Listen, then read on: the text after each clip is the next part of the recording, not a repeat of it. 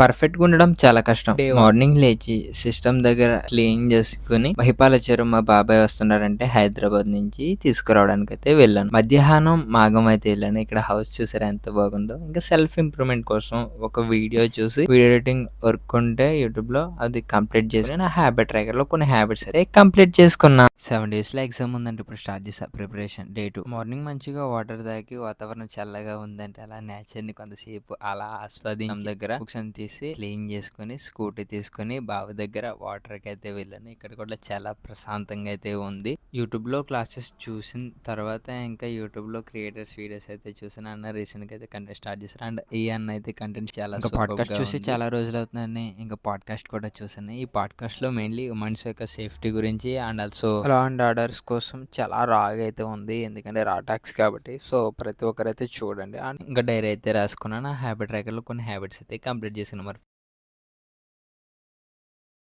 కోనసీమలో cycle experience ఎప్పుడైనా చేశారా? డే 3 ఇంక మార్నింగ్ ప్రశాంతంగా లేచి వాటర్ తాగి సిస్టమ్ దగ్గర క్లీన్ చేసుకుందాం అన్నప్పటికీ ఇంక మా తాత టిఫిన్ తీసుకురమ్మన్నారు. సో ఇంకా సైకిల్ వేసుకుని వెళ్తుండే చాలా ప్రశాంతంగా అయితే ఉంది. సైకిల్ కి కొన్ని క్లిప్స్ అయితే తీసా, లొకేషన్ బాగుందని. ఇంకా రిటర్న్ వచ్చిన తర్వాత సిస్టమ్ దగ్గర క్లీన్ చేసుకుని యూట్యూబ్ లో క్లాస్ చూసి ఆఫ్టర్ దట్ చాలా వాతావరణం ప్రశాంతంగా ఉందని స్కూటీ తీసుకుని అలా నేచర్ ఎక్స్ప్లోర్ చేయడానికి అయితే వెళ్ళాను. నా హ్యాబిట్ ట్రాకర్ లో కొన్ని హ్యాబిట్స్ అయితే కంప్లీట్ చేసుకున్నారు.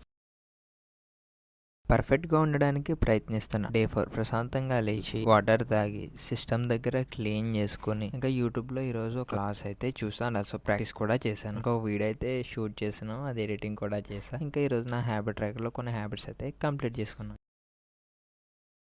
తాతగారు ఎలా ఉన్నారు?